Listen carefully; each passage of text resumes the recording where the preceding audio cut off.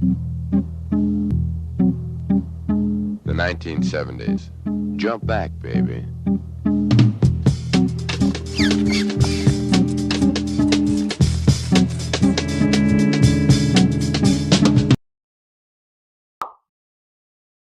Well, this movie sucks. Fritz the Cat was a comic strip released by Robert Crumb in 1965, and it was quite popular in the underground comic scene. The titular character was Fritz the Cat, a con artist that went on many adventures that often ended in sex. It was so popular to the point where a feature-length film was created in 1972 directed by Ralph Bakshi.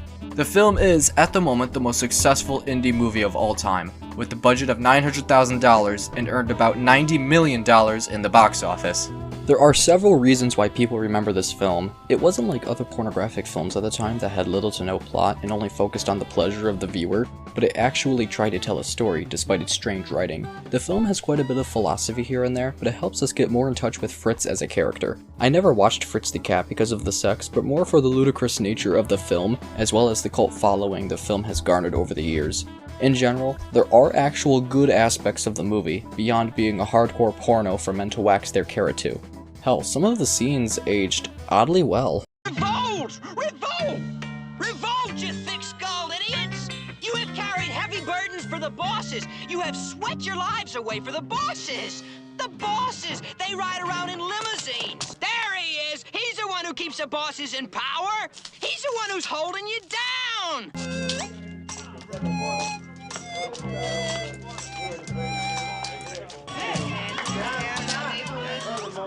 Would you like to see a picture of my kids? And then a sequel happened. In 1974, a new film starring Fritz the Cat was released, titled The 9 Lives of Fritz the Cat. It had more budget, but less of a story, less jokes, and was a pretty big downgrade overall. Skip Hannett returned as Fritz, but the director that made the first film special, Ralph Bakshi, had nothing to do with the sequel. Gee, what a mob in the park today. Yeah, my old lady kicked me out of the house. Yeah, I've had a streak of bad luck lately, and on top of it, she's been making noise I should go find work. The movie focuses on the present life of Fritz, who lives with a nagging wife and a masturbating child, and constantly gets high and imagines the different lives he has. That's it. The first film was rather informative on Fritz's nihilism and the other characters nearby. 9 Lives, on the other hand, is a lot more focused on shocking the viewer as much as possible and looking into Fritz's imagination, with everything toned down from the first film. The best way to describe this film is f***ing boring. I'm pretty used to seeing the violence and whatnot of the first film, and I was expecting a little more. However, all I got was just Fritz getting high and getting involved in weird antics with no payoff. Remember when Fritz started an uprising against the police and caused a ton of explosions in the city? What about at the end of the movie, when he blows up the power plant? Sure, this is a sequel to a film that was already not that great, but when it claims to be 9 times as funny, and with a higher budget, I expect there to be more substance. Where's the fun? Where's all the imagination? If this is supposed to be Fritz, high on marijuana, imagining the different lives he could have, why is it all so f***ing boring to watch? In one of his lives, he becomes Hitler's advisor. In another life, he has sex with a news reporter on a rocket ship. In all of these different lives, there's nothing he does with it whatsoever. Hitler has 1 testicle? Who cares? It's so f***ing boring. I was bored of the film 30 minutes in. To offset the negativity, there are some things that I do like about the film. The best part was when Fritz went to the restaurant because it was actually pretty funny. Hey, Fritz. Hey, tell me, what's this fat pig's name, huh? What's the broad's name? Gina. Hey, Fritz. That's my wife's name. Gina is my wife's name. She don't have to clap. Oh, No! well, she does now. Hey, you buffalo! You f***ing cat, I rip your balls off!